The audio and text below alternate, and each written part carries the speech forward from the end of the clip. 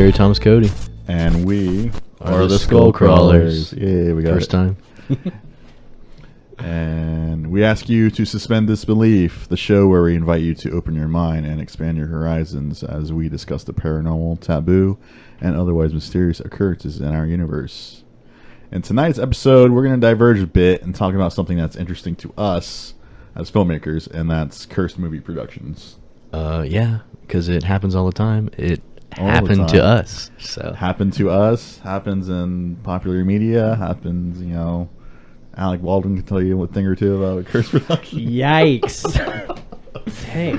whoa, Lauren, too soon. Wow. All right. Oh my gosh. I had that one loaded all week. I was just thinking about it. Oh, you had it loaded, huh? Wow. Alec Baldwin can tell too you much- a too much. thing or two about things that are loaded, huh? You know that he is doing interviews now with he interviewed, oh god, why can't, no, I forgot his name. He's also not a great guy. I feel like I know what you're talking about. I want to say Pee Wee Herman, but Pee Wee Herman is sweet. He just I know what you're talking about. Yeah, he was just, in the wrong place at the wrong time. He stumbled into the wrong movie well, theater. technically, right He was in place, the right movie right? theater. He was You in the can't right do- place. You just can't do it there. It's not allowed for some reason. Oh, man. Floors are sticky for a different reason there. Yikes. Woody Allen, that's right. There it is. There it That is, was- Woody Allen. I knew it would show up. Yeah. Yeah, that was his way of being like, I'm not so bad when compared to this guy. Yeah, you can't do that though. Now it's just dude. two bad guys interviewing Yeah. each other. Like, no, dude. Gosh. Well, all right. So, Cursed Movie Productions, we have quite a show for you guys today. Very exciting. Very exciting. Yeah, absolutely. So, what do you want to start off with? Just come in hot? It's coming hot. You It's want to going catch up hot. on anything? You watch any good shows, movies, anything like that? Not really. Like, by the time this comes out, She-Hulk has come out. Res Dog is still out. I'm still behind an episode. Res Dogs, excellent, guys. We, Sarah and I, watch the newest episode with, I think it's episode 4? Yeah, 4. Yeah, and it is very emotional, very good. It accurately depicts what happens when a loved one dies in Native culture. And it was very emotional because it's just like all the family, friends getting together in one big house and just loving on each hanging other, out. just busting each other's chops. Yeah. It's good. It's very, very good storytelling. The one thing I will say is I didn't expect was it Dogface? Oh, you didn't? The ocean spray guy? I didn't expect him to be like that good of an actor. Oh, really? Because I only saw the 3rd episode where like that's the first time you see him. Yeah. I was like, okay, this guy is like Yeah, charming. dude. Like he has like chops and yeah. He's tight, man. Yeah. So Nathan Apodaca, shout out to you, Dogface. It's cool seeing you go from TikTok star to being a on res TV. dog. Yeah, Because man, that's freaking rad. yeah. So come on the show, tell some stories. Please, Nice. yeah. So everybody tag him in this. yeah, please do. So yeah, I'm coming in hot, and I'm just gonna start from the top. All right, Are you ready for this? Yeah. What are we talking about? You want to preface this? Don't read my script. I'm not looking I'm at not. it. I'm not going to preface this, but I will say there is the death of a child in this one. So Okay, if that okay. triggers you, you might want to skip this one. Dominique Dunn was born on November 23rd, 1959, in Santa Monica, California. The youngest child of producer, screenwriter, novelist Dominique Dunn, she would eventually find herself on the fast track to becoming another successful Hollywood type within the Dunn family. Her oldest brother was also an actor, as well as producer and director. She also had aunts and uncles in the business. As Dominique's status in the Hollywood acting scene began to escalate, she did find attention to her as an available young bachelorette. She would soon attract the eyes of a prominent young chef at the Ritzy, Ma Mason, John Thomas Sweeney. The two would soon become a couple, but trouble for Dominique began almost immediately. Sweeney was an abusive cad, both emotionally and physically. Following the advice of loved ones around her, Dominique would eventually break off her relationship with Sweeney, finding relief that he was finally out of her life. Rumors say Dominique would often show up to set during this time with bruises, black eyes, and obviously sleep deprived. But on the evening of October 30th, 1982, while at her home on 8723 Rangeley Drive, I was in it. I was like, wait, what? 1982, while gosh dang it. But on the evening of October 30th, 1982, while at her home on 8723 Rangeley Drive, Dominique would find herself in a brutal argument with her former boyfriend. Dominique, while rehearsing a scene from V with fellow actor David Packer, Sweeney showed up and wanted to discuss the moving back in with her, but Dominique would have nothing to do with that. Their argument would spill out into the driveway, where Sweeney grabbed her forcibly by the throat until she fell to the ground. The police were eventually called to the scene. Upon his arrest, Sweeney would exclaim, "I killed my girlfriend." But little did he know that, first of all, she was no longer his girlfriend. Secondly, she was not dead. The actress was only unconscious, but was quickly whisked to the Cedars-Sinai Medical Center emergency room, where she was stabilized, but remained in a coma for 5 days. 5 days, go. At around 11 a.m. on November 4th, 1982, Dominique's heart would stop beating. It was widely held that her family pulled the plug on her life support equipment, but doctors maintain that she never gained consciousness and simply died. Dominique Dunne was only 22 years old. Dominique Dunne was the first victim of the Cursed Poltergeist series. Oh, shoot. So coming in hot, murder Murder. of passion Or what is that? and abuse. Mainly just, this guy sucked. He's just a real murderer. Mainly abuse, yeah. He was a real piece of work. A little extra info there, a little extra credit. Okay. He was so charming that the jury only, I guess, sentenced him to 4 years in federal prison. He got out, What was served his time. Was murder the official charge, or was Yeah. it like... Okay, Mhm. it was. Yeah. Okay. Yep, murder was the official charge. He got out, changed his name, and moved up north. And he's still alive, hanging out today. Just some With the crab blood on his fisherman in hands. Alaska or whatever. Yeah, I mean, Wow. don't blame a movie curse on murdering somebody. You know, like, you still did it. Yeah. Yeah. So, anyway, onward. Just before you go Yes, onward, go ahead. this will be interesting because I've never seen Poltergeist. Yeah. So Well, this you're, is- you're gonna watch it soon. 40th anniversary. Yeah, I know. Okay, man, I know that I haven't seen a lot. Yeah. Yeah. But you haven't seen Poltergeist. I've never seen Poltergeist. Yeah.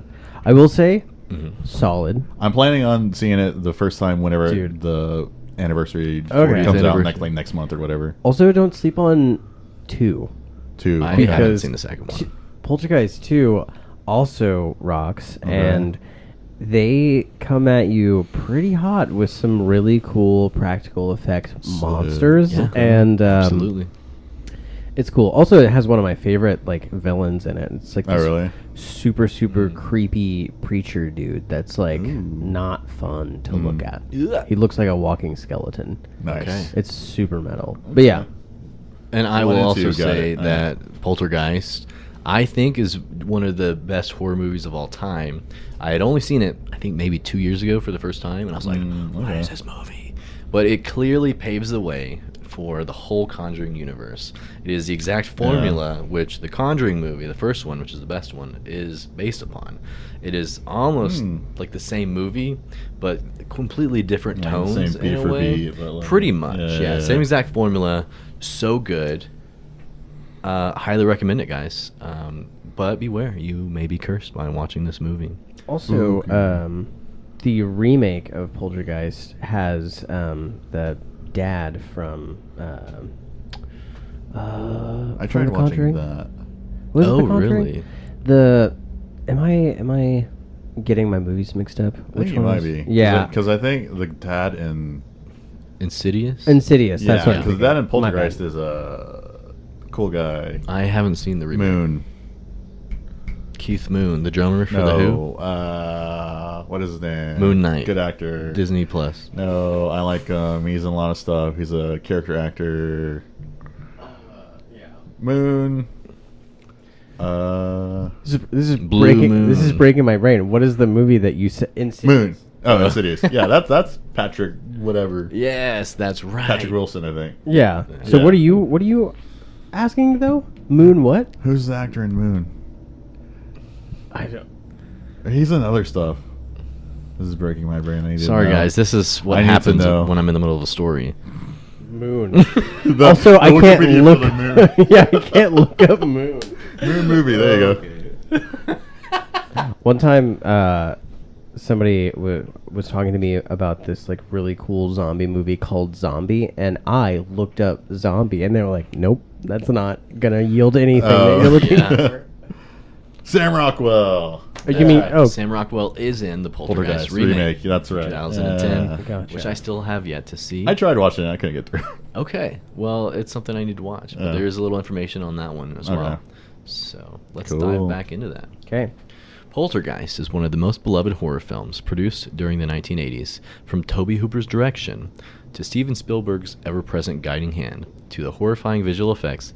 The film is considered a horror classic. However, in the decades since its release, the film has spawned an even darker legacy. One filled with untimely deaths, paranormal happenings, strange incidents, ghostly hauntings, and even murder. Today we're exposing the curse of the Poltergeist film franchise. Now let's go behind the scenes of the curse of the Poltergeist. Poltergeist was a supernatural horror picture directed by Tobe Hooper, who co-wrote and directed the Texas Chainsaw Massacre, a cult classic of the slasher horror genre. Poltergeist was written by Michael Grace, Mark Victor, and Steven Spielberg. It tells the tale of the Freeling family, who are terrorized by the spirits who eventually abduct their young daughter into the great beyond. The family is left with only one way to communicate with their young girl, through a static-filled television set. So, Warren, tell me if this seems familiar to you. You're gonna react. Okay. They're here. Yeah, that's from Independence Day, right? Yeah, I know. Honestly, I know Poltergeist is super popular. I've seen it parodied in a dozen things, and I've Family Guy. yeah, Family Guy, whatever. Like I Great know Family Guy episode. a scary movie. Like Mm. I know what it's about, but I've never actually seen the movie. Yeah, yeah. So when you watch it, I think you'll still be surprised at how like hard it goes. Yeah, okay. Because they did bring in Tobe Hooper to direct it, but it's still executive produced by Steven Spielberg. And I know the rumor that Tobe Hooper is like whatever, like incompetent, and like Steven Spielberg like directed it. Like, Yeah. he was the one who actually directed it. Yeah. So I hate that story so much. really, Oh, really? Oh yeah, I don't buy it You at don't all. believe it? No, he Wasn't dir- it like he was like Tobe Hooper coked out or whatever? directed- That's why. Who cares? Yeah. Honestly, he directed Texas Chainsaw Massacre Yeah. under like insane conditions. Mhm. Like, there's no way he didn't direct Poltergeist because he's a really good director. Yeah. You know what I mean? I mean, he made my favorite horror movie of all Mhm. time, which is Texas Chainsaw. So yeah, I don't know. I don't buy it. Yeah. Okay. It is But- a rumor. It is also said that since he was directing E.T. that same year, legally Spielberg. he wasn't allowed to direct two movies in 1 year. So the way he got around that was having somebody else be the director, but him pretty much directing the whole thing behind the scenes. Gotcha. So that's a rumor. This film was originally intended to be a sequel to A Close Encounters of the Third Kind, titled Night Skies. However, when Spielberg was unable to direct the film because of his contractual commitment to E.T. the Extraterrestrial, he enlisted the master of the macabre, Tobe Hooper. Is it Toby or Tobe? Toby. It's Toby. Is it Toby? I thought it was Tobe. Yeah, Alright. you big dumb. I thought you were just like, No, I thought it was like Tobe for like the longest time. oh okay, gotcha. Well, the two redeveloped the film as a more horror-centric story. The rest is history. Released by MGM on June 4th, 1982, Poltergeist was a massive hit, both commercially and critically. It was nominated for 3 Academy Awards and ranked in many people's Best of the Year lists. The film was so successful that it spawned 2 sequels and a remake. However, despite the accolades, financial windfalls, and careers that it spawned, there's a seldom discussed shadowy figure lurking just beyond sight. Mysterious deaths, hauntings, accidents, and a brutal murder, and there's plenty of evidence of this so-called curse. At one point in the film, the evil spirits that doggedly pursue the Fruehling family, possess a small clown toy belonging to Robbie Fruehling.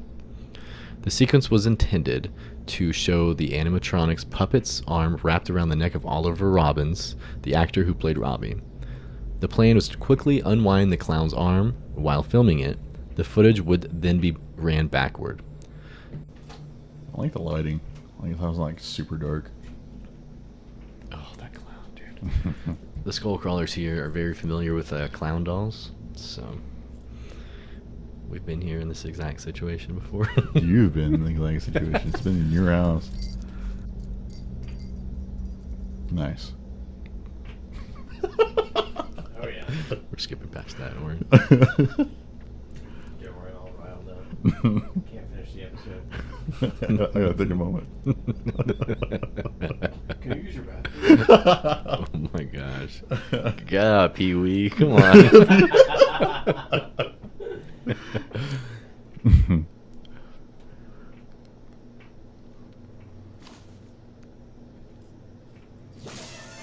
I hate this.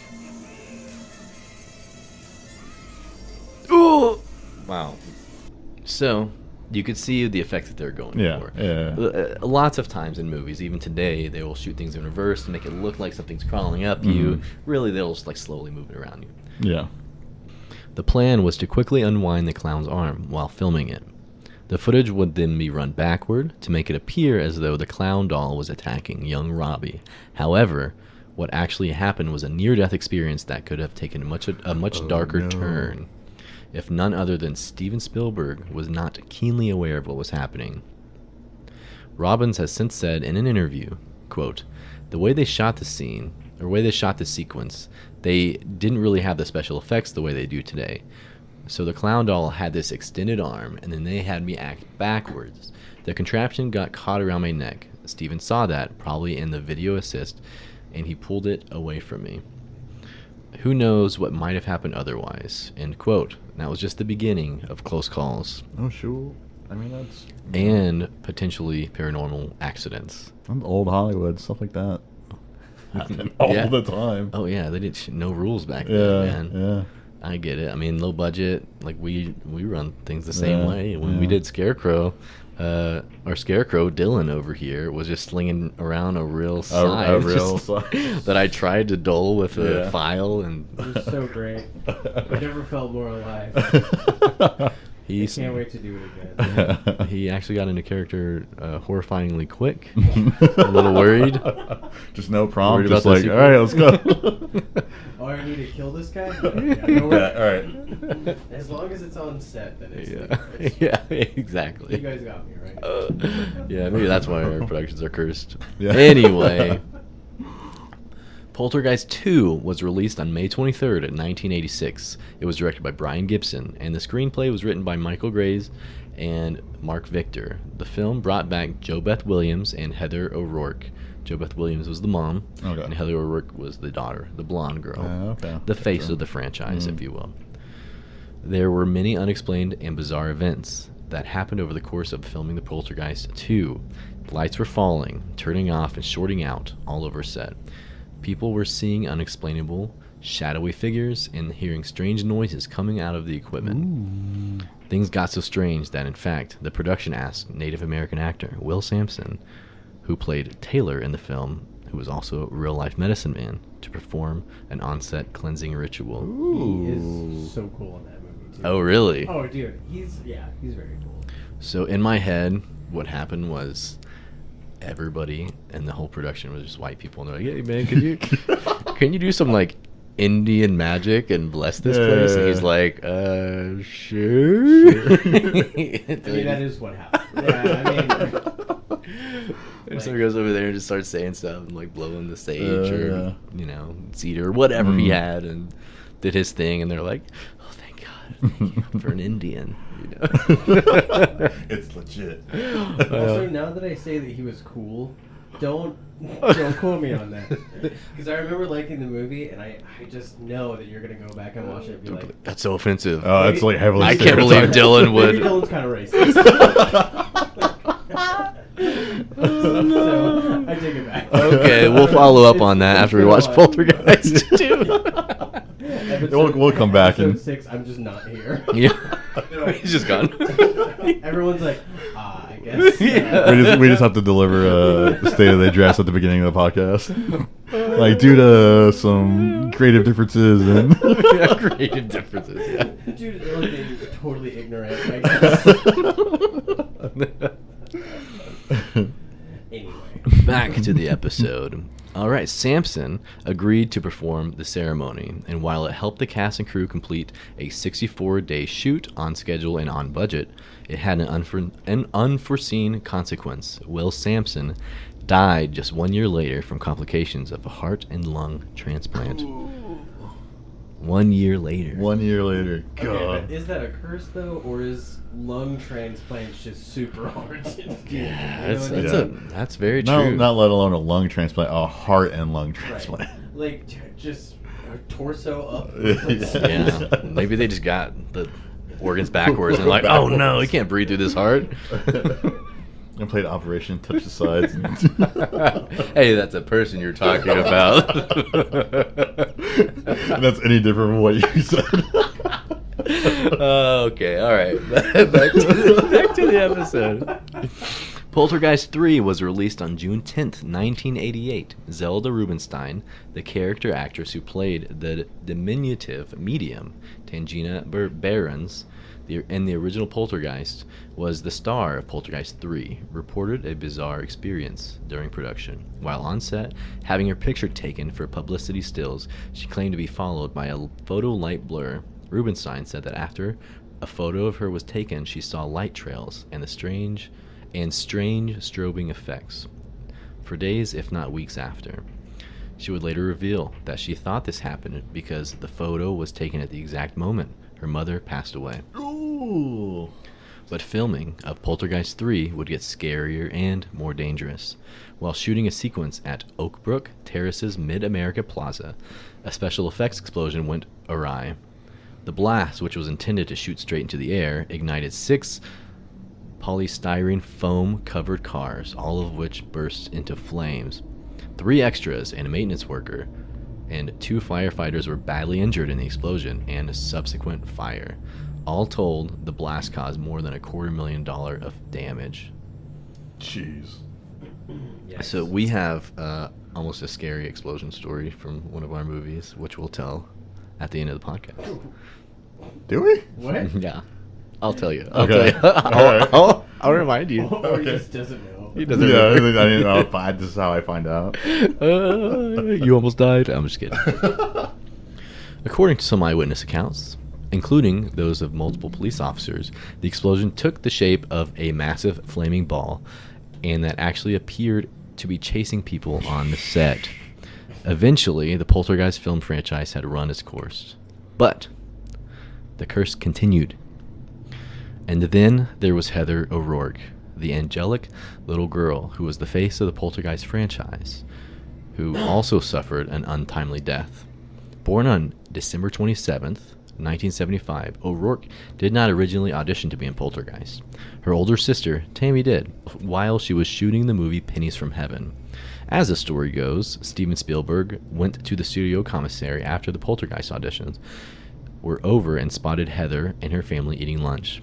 He asked to meet Heather and quickly became convinced that she was the right person for the role. She was signed the next day, chosen over Drew Barrymore, the child star of E.T. Heather was only 5 years old. Heather O'Rourke played Carol Ann Fruehling in all 3 Poltergeist films. However, after exhibiting flu-like symptoms on February 1st, 1988, she collapsed in her home. She was rushed to Community Hospital in El Cajon, California. On the way, she suffered cardiac arrest. Paramedics were able to revive her, and she was quickly flown to Children's Hospital in San Diego. While there, undergoing surgery for intestinal stenosis, she suffered another cardiac arrest. Untimely, the cause of death was ruled congenital stenosis of the intestine complicated by septic shock. I also read somewhere else that she was misdiagnosed and that she could have been saved if it hadn't happened. What was she originally diagnosed with? Just, I don't remember. Oh, It was like gotcha. something just like very normal. Like flu or whatever. Something like that. Okay. Yeah. God, that's crazy. Author James Caan, who was hired to write the novelization of the first two films, also experienced some extreme circumstances that have since been attributed to the poltergeist curse. While writing the first film's novelization, a lightning bolt hit his home.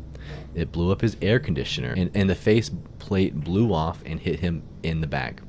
From that day forward, he says whenever he would attempt to play video games in his house, they would start playing themselves and glitching in a very disturbing ways. Huh. Spooky. Spooky. He probably just had the AI turned on. He's like, Yeah.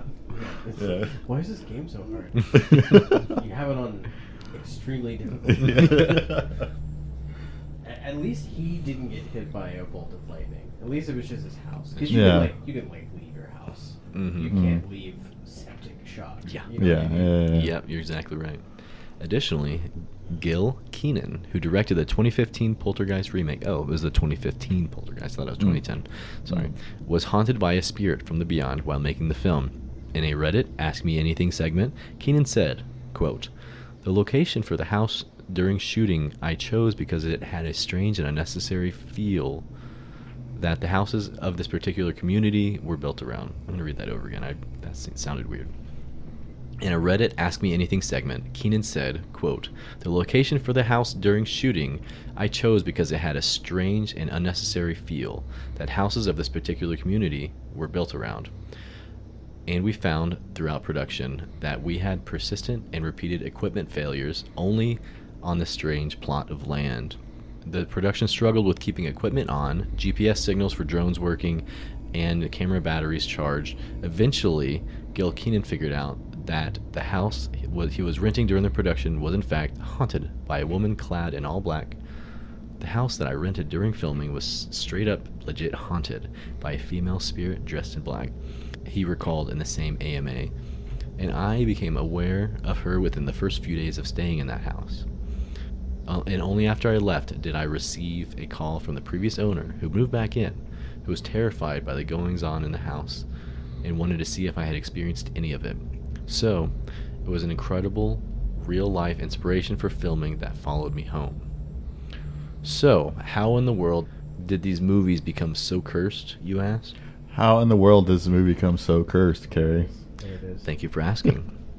There's a sequence in the original Poltergeist film where the mom, Diane Freeling, played by JoBeth Williams, is running through the rain beside a swimming pool that the Freelings are in the process of constructing. She slips and falls into that pool. In the film, the skeletal remains of corpses emerge from the muddy water and begin to attack her. When they were shooting the sequence, JoBeth Williams was told the skeletons were just props, but they weren't simply man-made props. They were actual, real skeletons. Really? I had heard this. Before Dude, about this movie. Mhm. Like they use actual human remains. Yes, dude. that's so Uh-huh. metal, dude. Yeah. Well, the rest of the story gets even more metal. All right. Real human bones that the production had purchased from a scientific research facility. When asked about it for a special TV Land Myths and Legends, JoBeth said, quote, "I assumed that they were prop skeletons made out of plastic or rubber. I found out later, as did the whole crew, that they were using real skeletons because it was far too expensive to make fake skeletons out of rubber." I think that everybody got real creeped out by the idea of that. End quote. Many fans of the Poltergeist film series believe that the use of real human skeletons during filming was the reason a curse seemed to follow many of the cast and crew members of this iconic horror franchise. Wow. That's So, crazy. real skeletons that they were just like, can we like buy some? Yeah, can It's go cadavers. to the local college lab. I'm like, hey, can we get the skeletons? Like, yeah, sure. What do you Yeah. use them for? You Don't know, worry about it, yeah, don't you worry know the about it. special effects team. They're just like, we got so much money. Let's just like save it, and we'll Yeah. go buy some real skeletons Yeah, instead of right. making some fake ones. I can't believe it's harder to make them than it is to buy real skeletons. Yeah, I mean, that they do come out of water as well, and so to make them look realistic coming out of water, I imagine that's probably a little difficult. Yeah. But I don't know, man. I don't know either. Plastidip is like waterproof. Yeah. You can literally just like make some foam bones, Yeah. plastidip it, Mm. paint it white, and actually just like stain it with like a lacquer. Yeah. Oh, You yeah. know what I mean? So. Instead, they were like, you know what? Man, like Wednesday I got a lot on. Yeah. So I think. I gotta do this ET thing. I don't have time. Yeah. Whatever. So Yeah. I think instead I'm gonna murder a little girl with a curse. That's what I'm Yeah. gonna do actually instead of working. I'm gonna haunt this whole production. I will say that one of the reasons why it's so hard for me to watch the 1974 Texas Chainsaw Massacre is that they use like real animal corpses as like props in the movie. That's true. Dude. Yeah. And so it's hard for me to watch movies in that era because like maybe there maybe weren't this is a laws. Toby Hooper thing where he's like, oh yeah, let's just That's throw a little possible. spice and He's like really to just make it feel real. Yeah. right. We're gonna put. It might have real been bones in him this. like just like, hey, don't do it, and he's like winking at them. Yeah. Like, Definitely don't do that. definitely Wink, don't wink. do that. He's like, there's something in my eye, but don't do that. Okay, so I've got a little bit more left on this. It's funny that the actual twist of the movie, and heads up, spoilers, is that they built this beautiful suburban neighborhood where a cemetery used to be. However, they only moved the gravestones and left the corpses in the ground. Why did they, for some reason, expect that using real human cadavers wouldn't have a lasting effect on the movie production? So that's a plot point in the movie, and they ended up using. They ended up doing it. skeletal organs. Yeah. They were making a movie about I didn't even make that being on connection. Yeah, cursed yeah. land, Cursed land, and and they did that exact thing, Yeah. basically. then wow. Yeah. Maybe okay. Now I'm thinking They maybe kinda deserve it. Toby Hooper probably did was like, hey, let's make this a little bit real. Yeah. It's possible. Yeah. Yeah, he's like, F that Steven Spielberg guy. Yeah. He's not letting me direct my own movie. Let's Let's curse this thing. So I'm gonna use bones. Very possible. That's crazy. No, I can't imagine anybody would just like make that decision, but somebody obviously did. I don't know, dude. I feel like if I was directing a movie and I could get real bones, Mm. I would definitely like ask everyone, like, "Hey Is man, this so cool?" like, I Yeah. really want to use real stuff." Yeah. And this person was like, they gave their body to like science Yeah. and stuff like that. Like it's all we're all good to go. Then I would definitely want to. Yeah. But I mean, there's tons of like sketchy stuff like that in movies, like especially back then. Like, I think it was, I don't know if you know this, Dylan, or I don't know if you know this, but and I think Day of the Dead, they use actual meat for like some of the like, you know, the zombies eating bodies or whatever. Oh, cool. And on one of the days, the refrigerator holding meat, Oh, it that's like right. turned off. yeah. It shut off. So they still use that meat. So those zombie actors like bodying in like gross, like raw, like Rotten meat, rotten Oh, meat. dude. Yeah. That's Ugh. brutal, man. Yeah. Woof. Yeah. No Yeah. thanks. Like they still use it. It was like, ugh. And they all got sick. Yeah. They all died. You know, I mean, and that's just gonna put you behind on production. So really, what are we doing here? Yeah. Why? Yeah. Yeah. Yeah. I mean, really, it's just you're gonna make people sick. That's the worst. Don't do that. All right, gonna wrap this story up. Poltergeist is considered a true classic of the horror genre, but is perhaps as renowned for its off-screen tragedies as for its on-screen chills. The lives of the people the film has touched have been changed forever, some for better, some for worse. One could say that that Poltergeist is a film franchise that has made one thing an indelible certainty: never use real skeletons. So what do you think? You think the Poltergeist films are cursed? I mean, the thought of using real skeletons is like that's sketchy for sure. But a lot of this, I mean, sure, it could be cursed, but a lot of this stuff is like coincidental.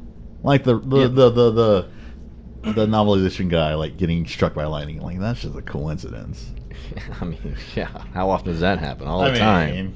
But like, No, yeah. I mean, it very well could just be a coincidence. yeah. And you know, there had to be hundreds, if not a couple thousand people that had worked on all the movies, and who knows if crazy What things stories have they happened to have them, you know? and what Maybe they're hasn't just not as surfaced yet. popular. Yeah, exactly. Yeah.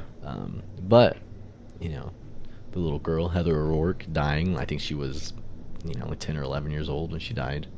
That's truly a tragedy. And the older sister who was in the movie being murdered before the movie even came out. That's Yeah. horrible. Yeah. So, that's the Poltergeist, guys. Yeah. Poltergeist. Thanks for sharing about Poltergeist. That was awesome. Thank you. A lot I didn't know. A lot I had heard, but like it's neat getting it all in like a neat little package like that. Sure. On the topic of like productions where films like they did some sketchy stuff or like did some stuff like, you know, under the table, like, you know, Possibly dangerous things. possibly super dangerous things.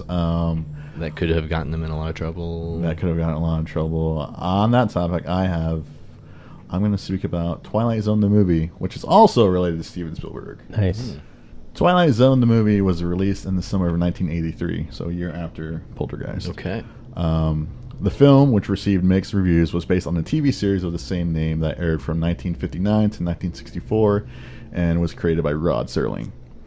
In the movie, 4 directors, John Landis, Steven Spielberg, Joe Dante, and George Miller, each adapted a different episode of the TV series, which chronicled the stories of people who found themselves in highly unusual situations.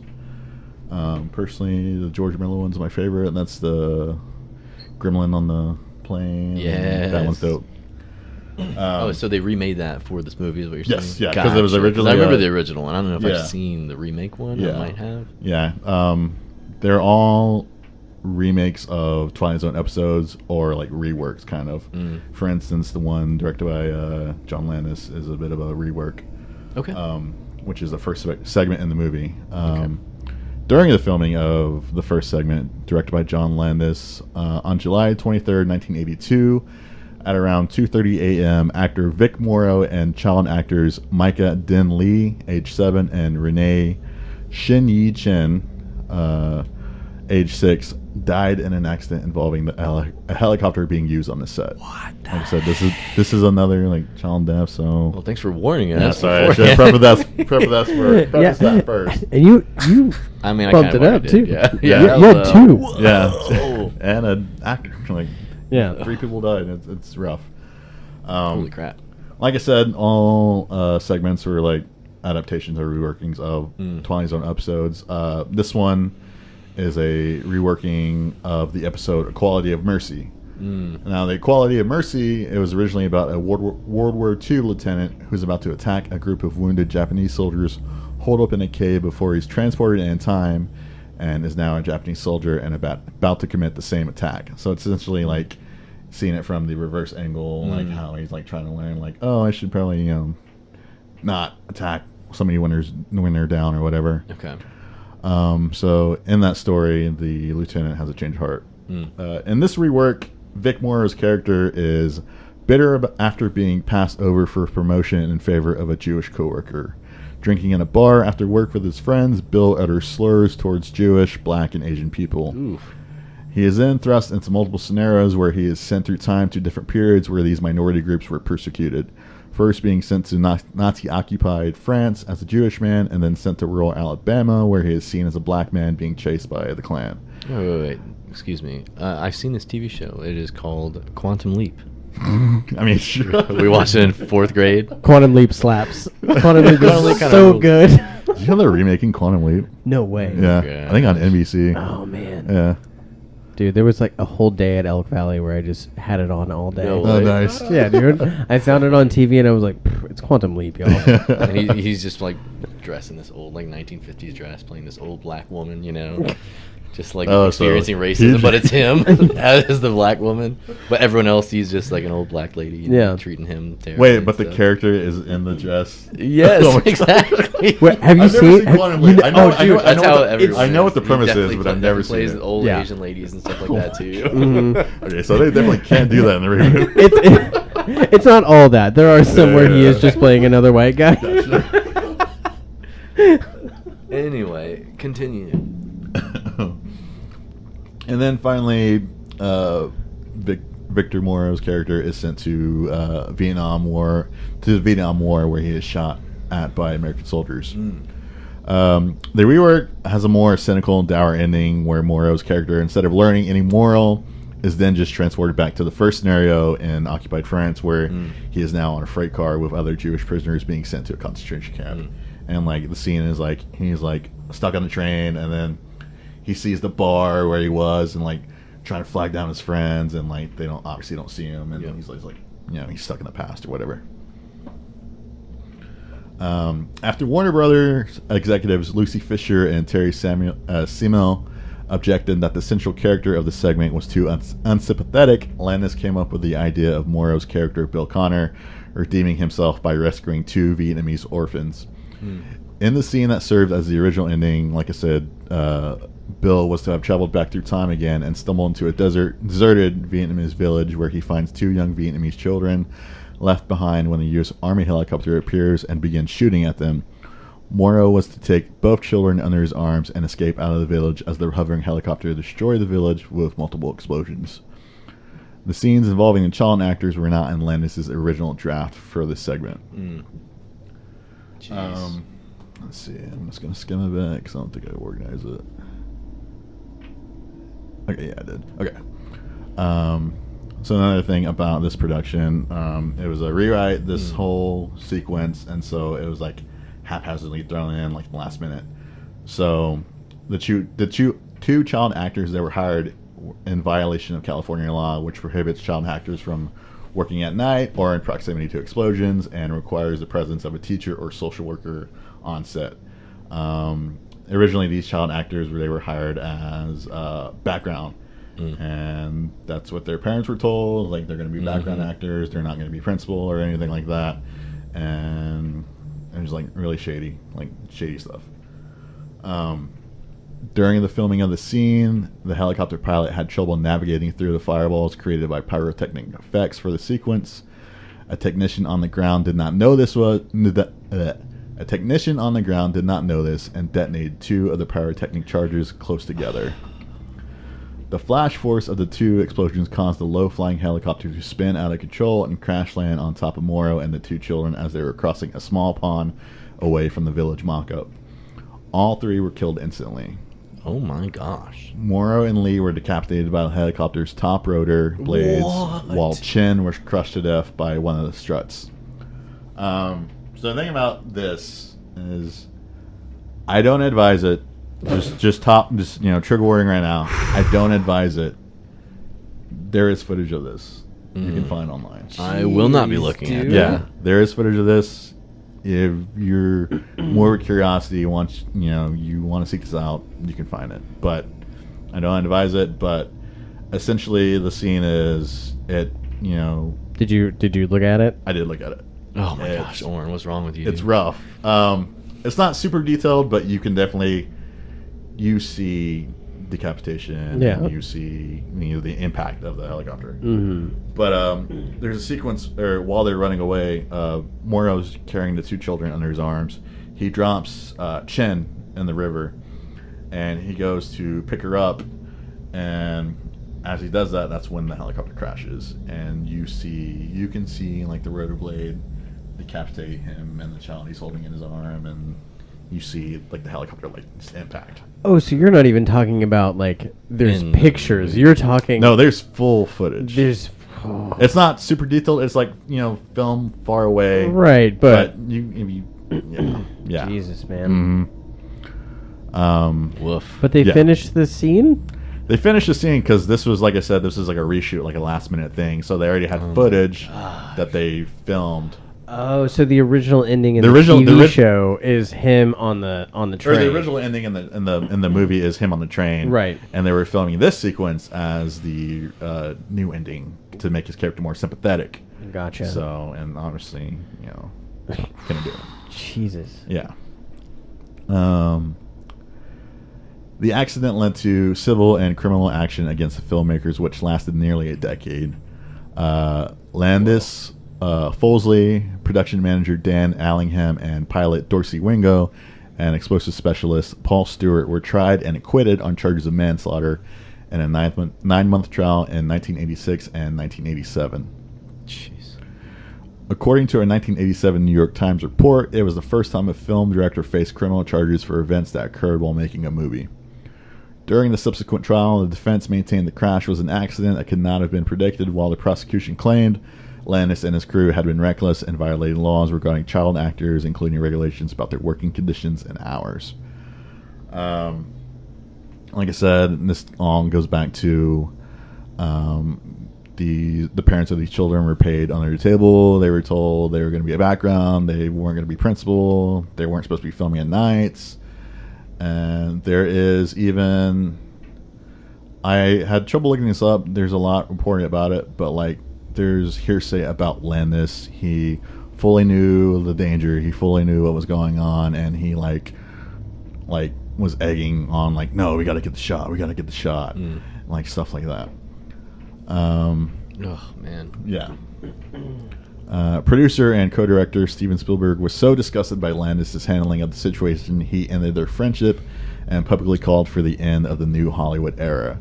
And that New Hollywood era, like I said, like in Poltergeist and like movies like of that era, where directors had almost complete control and they could do whatever they want, and they could skirt by using skeletal remains or like fresh meat or like rotten meat or whatever.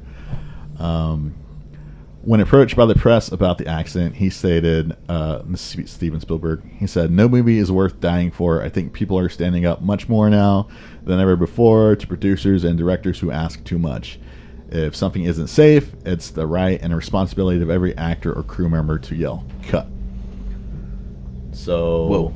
And there's also some about this Twilight Zone, the movie. This was like kind of like the first thing they filmed in that production, like the first sequence.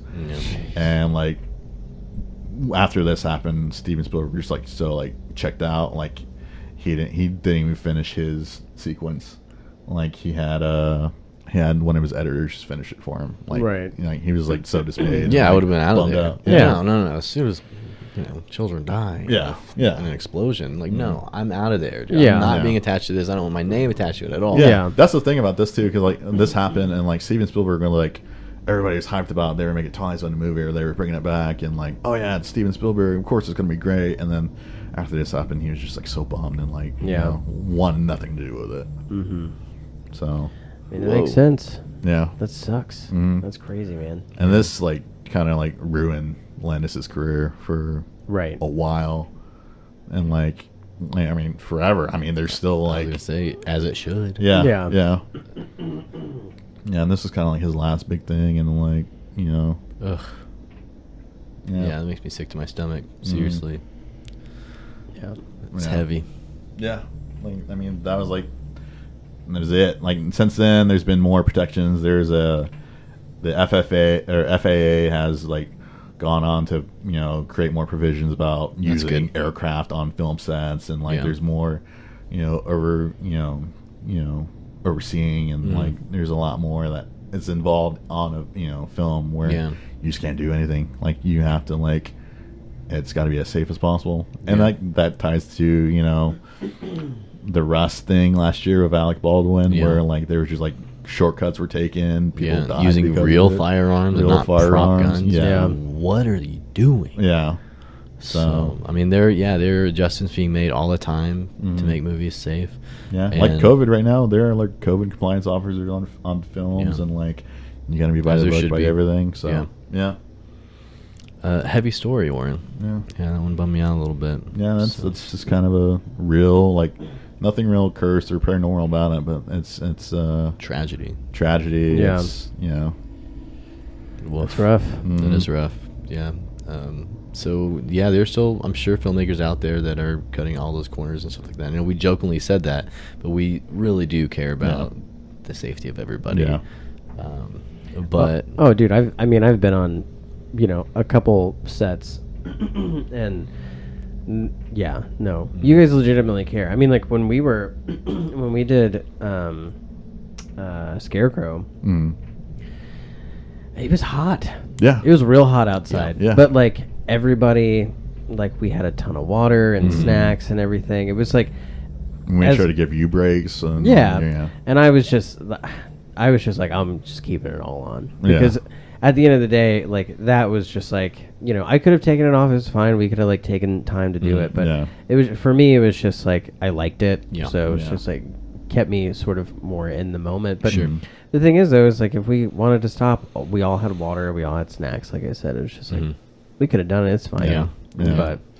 But I mean, people who make movies and like the I guess like the people that you guys know and the Mhm. people that we know. It's like, yeah, I mean, people legitimately care, you know. Yeah. So it's Yeah. like we just want it. We're out there to have fun, make something cool, and Mhm. like, you know, not kill ourselves making a movie. Exactly. Yeah. Yeah. I think that's the thing about even that era in the 80s. It was like a lot of those directors like so egotistical, like, you know, Yeah. it's got to be done, it's got to be this way, you know, Yeah. and then like, you know, they're going to take shortcuts, they're going to Sure. force you to do this stuff. And, like, this is all before there was any like security or like Yeah. you know, safety, you know, things in place. So Yeah. yeah, it was the Wild West back then. Yeah. Straight up. Yeah, if you try to do anything remotely like that now, Yeah. it's like, oh, for one, no, and Yeah. two, you're so fired. Yeah. Like, no way, man. Plus, there's like there's a whole lot of insurance that has to be taken out. Like, I think like Tom Cruise, like all the stuff he does in the Mission Impossible movies now, like there's his insurance is like super high for the film. Like that's a lot of the budget. Yeah, Really? Yeah. But Holy I crap. mean, he does all of his own stunts. Yeah. And he like, seems like I mean, he's a crazy dude, but he legitimately like is like there to make sure everybody's like as safe as possible. Yeah. But Yeah. while he's jumping off of like a 12-story tall building Yeah. onto a helicopter, but Yeah. I mean, it's cool. Yeah. So, changing tones a little bit, Okay. we're going to discuss our own personal curse production. Yeah. It mimics. It's called It Mimics. We filmed it last June. It was real hot. We found an actual haunted bridge, supposedly. I mean, like Supposedly. most bridges are haunted bridges. Yeah. All crybaby bridges are crybaby bridges. Exactly. Yeah, you've all heard a crybaby bridge story, Yeah. and this bridge was one of them. Mm-hmm. And apparently, some guy fell into the concrete, and his body's still in the bridge, supposedly. Yeah, and a worker supposedly fell into the cement struts Mm-hmm. that hold up the bridge, and like supposedly his spirit is still haunting that bridge. Yeah, and I googled that, and that's the story of like 3 other bridges in Oklahoma too. exactly. So Yeah, who knows if Yeah. it's haunted or not? Well, we're really bad at making roads, so Yeah, you know what I that's true. mean? Oh yeah. Yeah, we're not known for that. I'll tell you what. So we filmed at Mimics, formerly known as Goatman's Bridge, last June. It was a 3-day production over the course of 2 weeks. It was a lot of fun. It was one of the most fun short films we shot. Oh, However, some really weird things happened. Warren, can you tell the listeners what our movie's about? So the movie is about a brother and sister traveling home, and they pop, tire pops, and they have a flat while they cross this bridge. And it's like in the middle of nowhere. It's real spooky, and supposedly there's a goat man living on the bridge, and he possesses the girl or the sister, and they swap. He assumes her form or whatever. We filmed this primarily at night. A lot of it at night. Yeah, which is real spooky. Real spooky, especially when you're in the middle of nowhere and there's just like you and 5 other people. And a bunch of rednecks driving by in 4-wheelers. That's the thing about that bridge too, is it was the old Highway 102. Yeah. So it's a 1-lane bridge. So you have to either wait for people to go through. People still use it, and they're riding dune buggies like in the sand dunes, like Yeah. beneath the bridge too. Which looks like a lot of fun. I mean, yeah. Man, these So yeah, rednecks are loaded. They've got these freaking really nice dune buggies. They're just doing wheelies and donuts down there. Yeah. Man, come on. and we actually were like pretty like locally famous like over the course of those 3 nights, because like That's right. there were people come up like, you guys you're the ones filming that movie. I was like, sure, yeah. How do you know about yeah, it? yeah, right. We didn't ask permission or Yeah. anything. We just kind of showed up. Yeah, this like bridge. word spread, and I'm like, people came out like driving by, like, you guys filming a movie? And we're like, be safe. Or there was one night, okay, I think it was the 2nd or 3rd night, Okay. where a lady came up, say, hey, just so you guys be careful. There's feral hogs up the road. They're loose. She said they're headed this way. they're headed this way. Yeah. And we just Yeah. shot a scene, and our actors, they heard that, and they're like, what? Freaking out. Yeah. And immediately production, no, it wasn't immediately. I said, okay, well, everybody, we're going to take a break. Everybody go sit by the cars. We're going to drive up the road, and we'll see if we can we'll see scope them it and out scare them make off sure, or something. yeah. And so me and JoJo, shout out JoJo, we hopped in the cars with this giant flashlight and we drove up the road and looked for the wild hogs, thinking that they were just going to come right down the road at us. No, they were in the woods. Yeah. I don't know where this lady saw them, how far down the road she saw them, but we drove, about 2 miles up the road Yeah. and right back. And we're like, we didn't see them, so we'll go ahead and keep shooting, and we'll have She's someone got on big hog sense. duty. Yeah. So we had JoJo on hog duty at the end of the bridge with a flashlight. Yeah. Just like scoping along the bank of the yeah, river. because or we're in whatever. the middle of the bridge, so we're mostly safe unless Yeah. the hogs decided to run directly at us on the bridge. Yeah.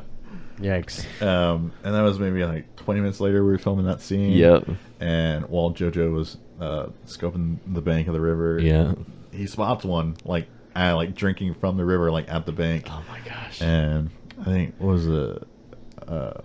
Jake saw it and freaked out, and it was like, they're too close. Like, nope. And everybody just went back to the I cars. wasn't going to call him out by name, but Oh, okay, edit that out. Redacted.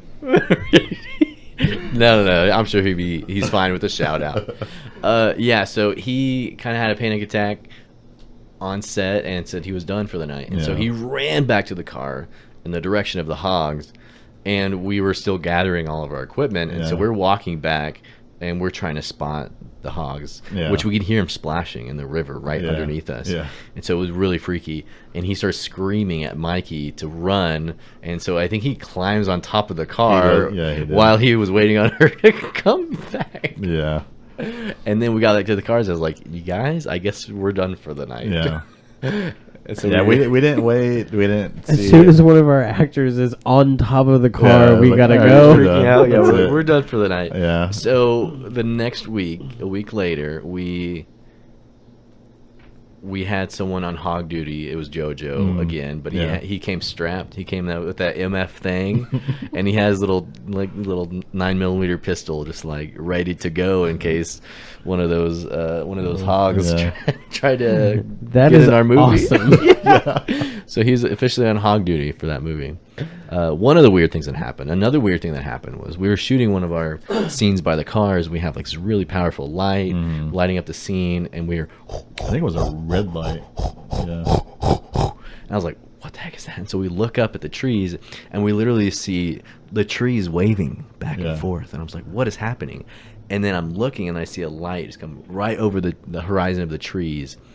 A helicopter comes flying. Straight up a spotlight down on us while we're Yes. filming. And so they fly Oh, slowly wow. over us, and it's like one of those military helicopters. It's like a we Black have Hawk. no idea what this thing is doing, but it flies maybe 50 feet above us, spotlight directly on top of us, and Okay, it doesn't just fly over us. It flies over us, hovers. Yes, For like hovers. a good minute, probably 2 minutes. a whole minute or two. Dude, Yeah. nope. And Yeah, we're like, right? What Yeah. is happening? And I literally say, I know too much. I don't know about what, but it's about. I know too much about something. I don't know. Probably UFOs. And I was like, they're coming for me.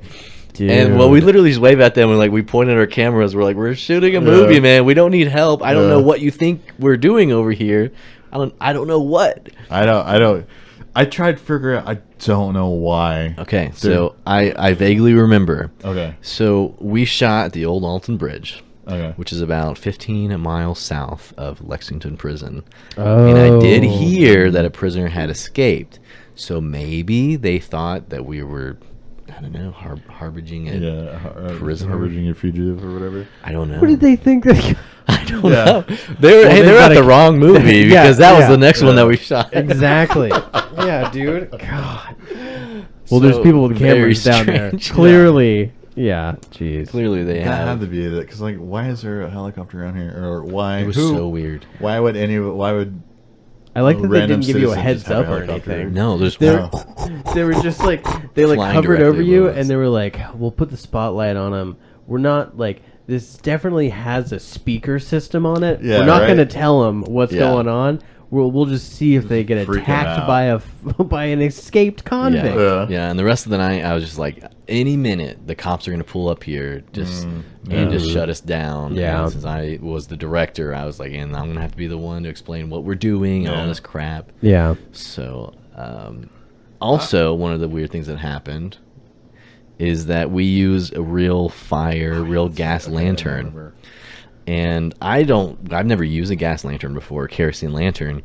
And so I just assumed you fill it with gas, you light the wick, and then it's good to go for the night. I didn't know that you can't have it on for too long. Cloth ribbon wick. Yeah, and you have to install it the correct way and stuff like that. And so we put it together, but none of us had done it before. And I watched some YouTube beforehand, but I was like, this doesn't seem right. The thing is like, I don't know, like the flame's too big. It's the black, the side of the glass is all black and stuff like that. So it was so it was very strange. And the whole night, Jake was like, "You guys, this is gonna explode. I promise you, it's gonna explode." I'm like, "Dude, it's gonna be fine. It's not gonna explode." And so, literally at the end of that first night, he's like, "You guys, I don't feel good about this lantern." I was like, "Well, just go set it over there on the bridge." And he sets it down. 2 minutes later, we hear. It explodes. It didn't explode, but the glass definitely shattered. I was like, too hot. Yeah. "Holy crap!" Yeah. And so the next night we ended up buying 2 of the lanterns and then alternating back and forth. We definitely did install everything correctly that time. They may eventually figure it out. You have to vent them. Like you have to pull the thing up to vent them. And That's right. That's right. Yeah. So we learned what not to do. Yeah. Also, using real flames, a little dangerous. So maybe next time we'll do regular flashlights again, regular electric lanterns because Either that or less dangerous. Be more proactive and have an extinguisher on set. That's true. We should have. Yeah. I think the last thing about this Curse production was the day that we were leaving Oklahoma City to go down. I get a text from our main actress, and she says, "I'm having too much anxiety. I have to go home." And she lives in Texas. She came all the way up from Texas, a real actress, so she could be in our movie. Yeah. And then she got here 2 hours before we were leaving to go shoot. She pulls out of the movie. Yeah. Which was the worst. 'Cause I was like, man. this sucks. And I was like, well, I mean, somebody's going to have to step in to be that sibling, and we'll just rewrite it. It'll be brothers. Oren or I can play the actor or whatever. And then Mikey, who has a Rolodex full of people who are just super talented, she was like, let me text some people. And then within 10 minutes, she's like, I found an actress. And I was like, what? I was like, well, I guess we're still doing this thing. Yeah. And a neighbor across the street, Kylie, shout out, she came through and she read the script on the way down there and did a killer job. Yeah, she was great. Yeah. Working with somebody that hasn't really acted before it's a little difficult because you have to kind of portray everything the exact way that you want it and not just let somebody just go at it, Yeah. And so it took a little bit of patience directing somebody that has never acted and also doesn't know anything about the script except for reading it on the way there. Yeah. So it was a learning experience. It was very cool though. It was a good experience She did a really good job. despite everything. Yeah. So we came through on the other end, and we have a killer short film. Yeah. And right now, guys, it is on the festival circuit, Mm-hmm. but it will be available online later this year. I guarantee that. Can't tell you when. Right But- now, you want to announce it a bit. I mean, next time you can see it is at the Norman Film Festival. Norman Film Festival, Norman Film Festival. September 8th, 9th, and 10th. Yeah. Nice. Yeah, it's pretty exciting. So it's in another festival. Yeah. And then after that, I don't know if we're allowed to announce this, but heck it. It will be showing at a Dead Center event at the Winchester Drive-In. Yep. What? Yeah, they're having a big event on October Sick. 6th. But which you is didn't hear really it from exciting. us. Yeah, you didn't hear from us. Yeah. Wink, wink. Yeah. So I think that's going to do it for this episode, guys. Yeah. Nice. It was a fun one. All right. Thanks for tuning in. If you like the show, please rate and review us on Spotify, Apple Podcasts, Google, or your podcast app of choice. You can find us on Instagram at the Skullcrawlers or on Twitter, which is brand new. We're still trying to figure that out. @_Skullcrawlers. And you can find us. I had more. You can find us on YouTube by searching the Skullcrawlers Movie Club or going to bit.ly/Skullcrawlers. That's where you can find us. You can watch our movies, watch our shorts, watch the podcast if you haven't showed it to somebody and recommend the show. And as always, sleep with one eye open because you never know who's watching. And thanks for wearing your brown pants. Yeah, that's our signature tagline. Good night. Good night.